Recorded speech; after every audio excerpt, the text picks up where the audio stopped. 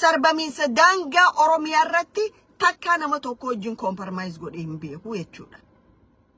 Okay. Takkaan dubbatame. Daangaa gaafa faannoon daangaa Wallagga Bahaa cabsitee seente nama fixumaa gabbaatanii dubbatina. Amma daangaa karaa Soomaalii miseensota ABO'ti keessaa qaba hoggantoota guullallee jiru jettan qaanii tokko maleedha jechuudha. Maaliif qaaniin qabdan gatii ta'eef. Namoota achi keessaa harka qabu jiraate baasa. Amma duratti nama abalu ajjeesanii beeynaa jettan garuu nama beeytan san hin baafne. Ummata kana ittiin sobina. Ummanni eenyu isaa qabsoo godhu jiru eenyu isaa irra qabsoo godhu jiru isin beekaa jechuudha. Okay. Qabsoon nama arrabsuu qofaa miti. Qabsoon maqaa nama balleessuudhaa miti. Qabsoon hujiidha gaafatti. Qabsaawaan yeroo nama xiqqeessuun qabu. Nama biraa xiqqeessitee ati mootii ta'uu hin dandeessu jechuudha. No, you cannot be. Nama biraa sabliftee ati hayyuu ta'uu hin dandeessu. Warri arra isin sabliftan kun warra kalee karaa isin garsiisee jechuudha. Warra faannoon firaa fi ABO'n diinaa fi jechuudha. Warra faannoon harka isaanii hamirga ABO'n diina isaaniiti jechuudha.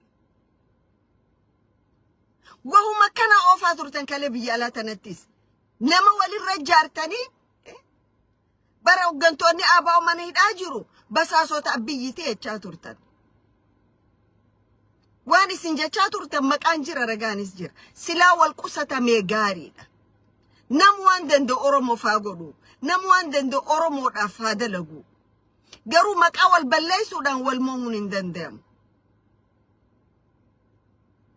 Maqaa wal balleessuudhaan wal hinjifachuun hin danda'amu.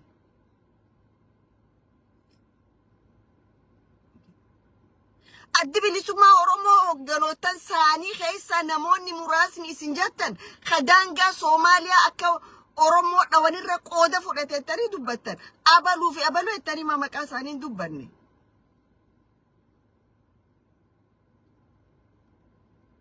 Tanaaf wal yakkuun waan hin jirre maqaa wal balleessuun gaarii hin ta'u.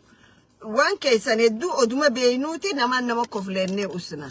Tanaaf xiqquma ragaa ja'ame ragaa ja'a hoggaa gari wanni isin hojjettanu waan namichi maraataan kiiloo 4 jiru hojjeterra xiqqaadhaa miti suutuma ja'a. Qas